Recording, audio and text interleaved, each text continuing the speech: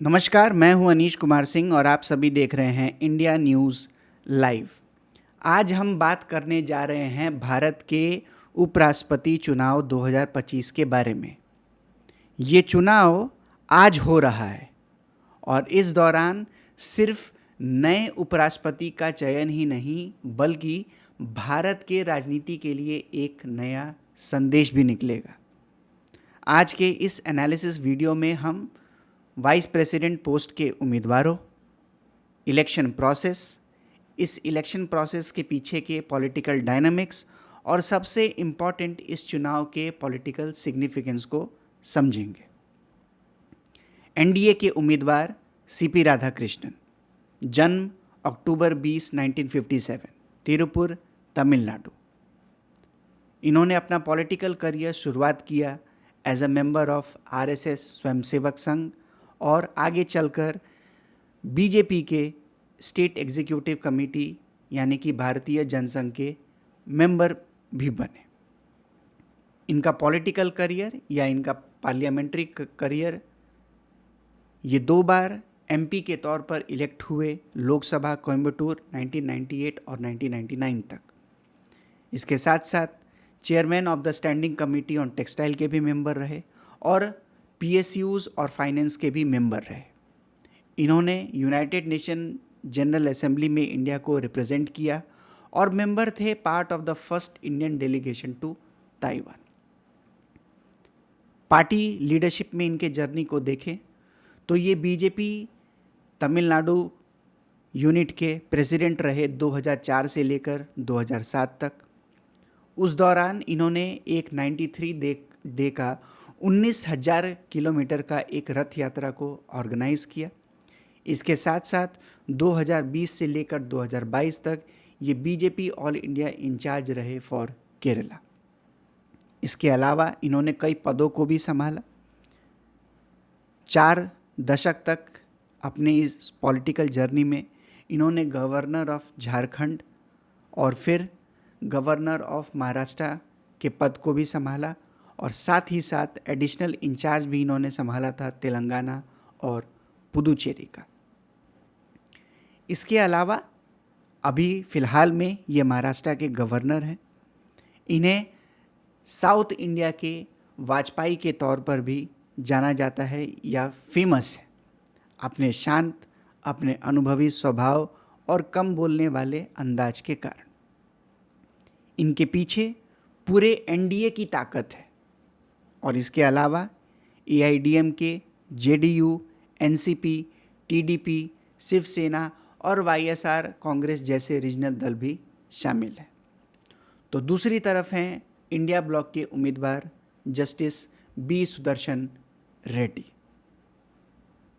इनका जन्म 8 जुलाई 1946 में हुआ।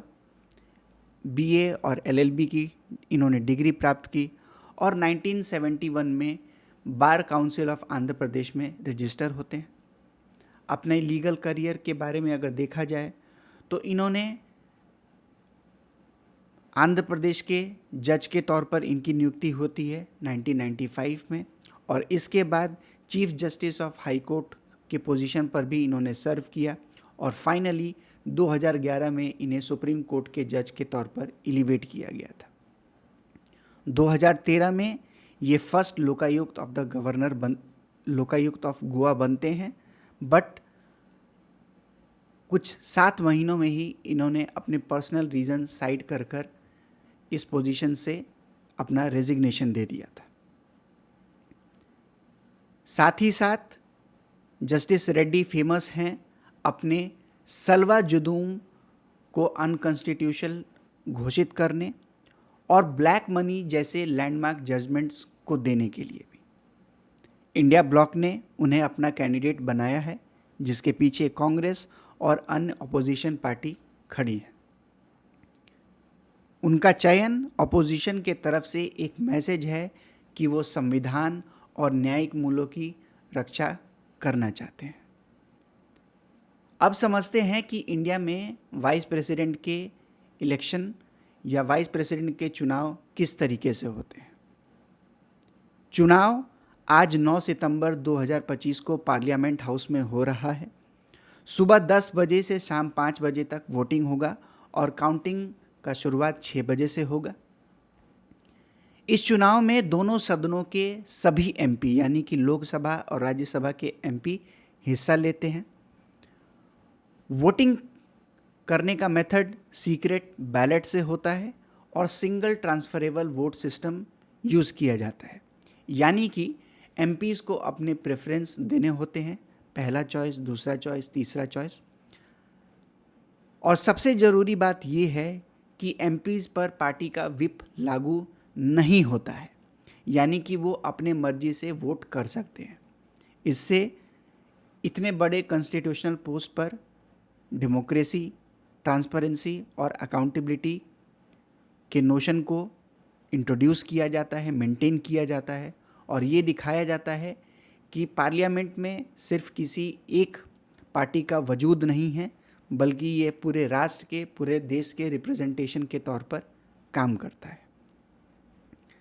अगर दोनों कैंडिडेट्स के सपोर्ट और अपोजिशन के डायनामिक्स पर अगर हम नज़र डालें तो एनडीए के पास लगभग 436 एमपीज़ का समर्थन है, वहीं इंडिया ब्लॉक के पास करीब 324 एमपीज़ का समर्थन है। मतलब गिनती में एनडीए के पास स्पष्ट बहुमत है और इसी बेसिस पर पॉलिटिकल एनालिस्ट कहते हैं कि एनडीए ही जीतेगा, लेकिन मार्जिन पिछले उपराष्ट्रपति चुनाव से कम हो सकता है। अपने इलेक्शन प्रोसेस को और भी ज़्यादा स्ट्रेंथन करने के लिए, अपने कैंडिडेट के विनेबिलिटी को इंश्योर करने के लिए, खास करके इंडिया ब्लॉक ने एक मॉक वोटिंग सेशन का भी ऑर्गेनाइज किया था अपने पॉलिटिकल यूनिटी को दिखाने के लिए।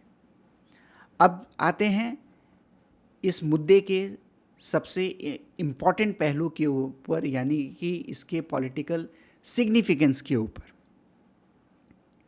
उपराष्ट्रपति का पद ज़्यादातर सेरेमोनियल माना जाता है, लेकिन साथ ही साथ वो राज्यसभा के चेयरमैन भी होते हैं, जो सरकार के लिए बहुत मायने रखता है।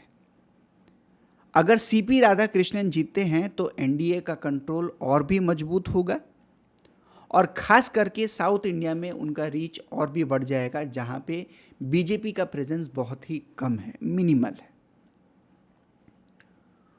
वहीं अगर जस्टिस रेड्डी को उम्मीद से ज़्यादा अगर वोट मिलता है तो ये अपोजिशन की यूनिटी और संवैधानिक मूल्यों के लिए एक प्रेरणा बनेगा, इंडियन डेमोक्रेसी के लिए एक लैंडमार्क विक्ट्री होगा कि भले ही सरकार किसी की भी थी, लेकिन वाइस प्रेसिडेंट के चुनाव में अपोजिशन पार्टी के द्वारा फील्डेड कैंडिडेट को विक्ट्री मिला और इस तरह से ये दिखाता है कि इंडियन डेमोक्रेसी कितना मैच्योर हो चुका है।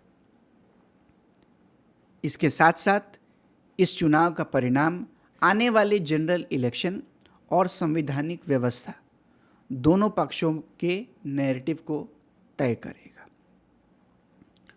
तो अंत में हम ये कह सकते हैं कि उपराष्ट्रपति चुनाव का परिणाम सिर्फ एक नए व्यक्ति का चयन नहीं होगा, बल्कि ये बताएगा कि भारत की राजनीति किस दिशा में जा रही है, एनडीए के संख्या बल के साथ या ऑपोजिशन के संवैधानिक नैरेटिव के साथ।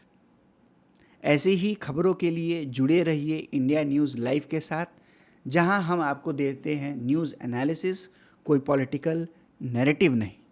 मिलते हैं अगले वीडियो में, तब तक के लिए जय हिंद, जय भारत।